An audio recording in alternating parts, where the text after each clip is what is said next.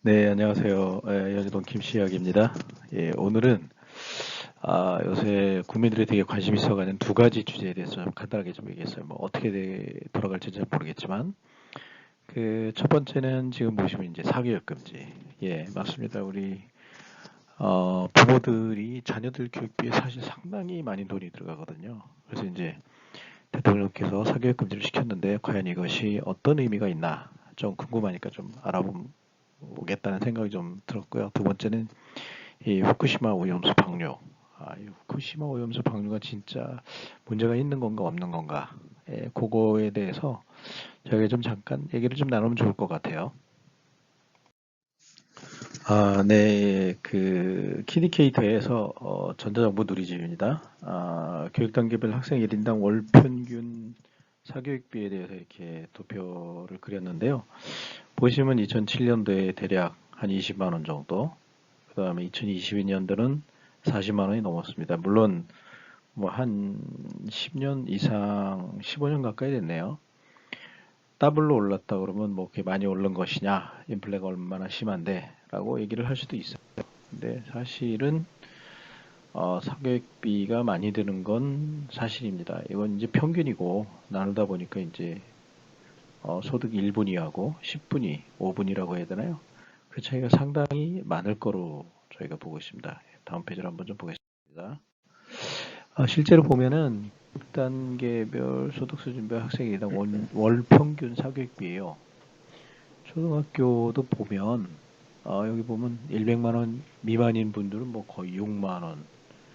야, 가구 소득이 800만 원 이상이니까 물론 소득이 되니까 60만 원씩 내면 괜찮다라고 하지만 이게 두 명이면 사실은 120만 원이에요. 아무리 그 800만 원 이상 소득이라고 해도 이분들이 교육비로 초등학교, 중학교, 고등학교 다 이렇게 3년, 3년, 6년 이건 상당히 부담이 되지 않을까. 이 교육비만 넣다가 인생이 쫑치진 않겠지만 노년에 상당히 가난하게 살 수도 있습니다.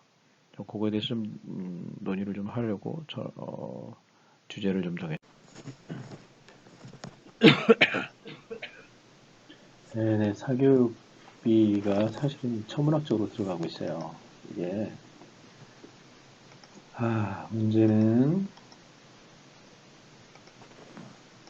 이 사실은 이 사교육비 지금 학생 1인당 월 평균 사교육비가 2012년도에는 23만 6천 원이었어요. 근데 아까도 말씀드렸지만 2020년에는 현재는 41만 원이에요. 초등학교 같은 경우에도 21만 9천 원에서 37만 2천 원이에요. 그 다음에 고등학생의 경우에는 22만 원에서 46만 원. 고등학생을 할수록 더 많이 늘어나는 경우가 보이죠. 걱정이 됩니다. 사실은 부모님들이 노후가 개인적으로 각자가 선택해야 될 상황이지만 사교육 금지도 저는 개인적으로 아주 나쁜 방법은 아니라는 생각이 들어요. 과거에 전두환 대통령 시절에 사교육을 학원 금지시켰죠. 제 기억으로는 그런데 이렇게 누군가가 통제를 해주지 않으면 거의 그 끝까지 간다는 듯한 그런 느낌이 좀 지울 수가 없습니다. 다음 페이지를 한번 볼까요? 실제 요새 대치동 퀴즈라는 얘기 들어가셨나요? 예, 뭐냐면 대치동에서 의대 목표를 공부로 초등학생들이 공부를 시작해요. 초등학교 3, 4학년이 중학교 3학년 거, 고등학교 1학년 거 공부한다는 얘기예요. 그리고 내 자신과는 대치동 초등의대반 열풍이야. 의사 왜 되고 싶냐고 물어보니까 몰라요 그래 애들이.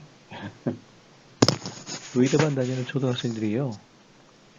이게 부모들이 왜 그러냐면 요새 그 서울대에 입학한 학생들이 학교를 그만두는 경우를 많이 들으셨을 거예요. 그 이유가 1등부터 3000등까지 전국의 의대를 들어가고 3001등부터 서울대 공대를 들어간다는 얘기가 있습니다. 서울대 공대 들어가서 수학 다시 공부 시작해갖고 의대 가기 위해서. 그 왜 의사가 되려고 하느냐? 의대 수입이 연간 한 4억 5천 평균 정도 된다고 그러네요. 의사 가서 영원히 좋은 직업을 갖겠다라는 게 이게 우리 아이들의 목표가 돼버렸어요. 물론 어머님들의 열화 같은 지지가 있겠지만, 근데 의대에 못 가는 애들은 어떡하죠? 이렇게 해서 몇십만 원씩, 몇백만 원씩 들여갖고 공부하다가 의대 떨어지면 부모님들을 뭐 손가락 빨아주셔야 되나? 사실 걱정이 좀 됩니다. 이게 대치동 의대 퀴즈 프로그램 현황이에요. 다음으로는 그 원전 오염수 방류 문제를 좀 간단하게 얘기할게요. 사실은 이 후쿠시마 오염수가 우리한테 직접적인 영향을 줄 수 있을 거다라고 저는 개인적으로 생각을 하는데, 문제는 이런 일들이 많았죠. 사드, 그 다음에 사드에 있는 그 전자파, 튀겨진 뭐 참외라고 그러나요? 전자파에 튀겨졌다 그러나? 더 웃기는 건 미국에서 발생하는 광우병 소고기. 근데 사실은 시간이 지나고 나면 아무런 일들이 별로 없었어요. 물론 그 눈에 띄지 않았거나 보여지지 않았거나라고 생각할 수도 있는데, 와 진짜 정치인들은 그 왜 이렇게 뭔가 분석하고 문제점을 진짜 있다 그러면 찾아내면 되는데, 막 혹세무민 해놓고 나중에 보면은 아 그거는 옛날 일이야 나 잘 몰라. 여긴 지금 각자 주장이 너무나 극단적으로 달려요. 다르게 되어 있어요. 아예 이 보고서에는 여기 지금 보면은 야당인 뭐 저 정당 얘기는 안 하겠습니다. 후쿠시마 오염수 방류를 하는 거는 굉장히 뭐 단식 투쟁도 들어가면 괴담이라고 하는데, 다음 페이지를 한번 볼까요? 여긴 또 후쿠시마 오염 미국은 찬성을 해요. 그리고 실제로 후쿠시마 오염수 방류할 때는 4, 5년 뒤에 제주 해역이 도달하는데, 그럼 이게 뭐 후쿠시마에서 봤다가 4, 5년 뒤에 바로 제주로 오나요? 그런 건 아니고 태평양 그를 해를 다 지나서 미국을 거쳐서 다시 일본을 지나서 우리에게 오는데, 미국은 왜 찬성을 할까요? 사실 이것도 좀 잘 모르겠어요. 일단 우리가 있는 건 사실이고요. 현재로서는 성실하게 검증하고 저를 투명하게 공표하는 것밖에 없다라고 생각을 하고요. 이것도 저는 의심스러운 거예요. 뭐냐면 맨날 문제라고 떠들고 나서 보면 그 우리 그 늑대다라고 떠드는 이소부여 있죠. 똑같은 거예요.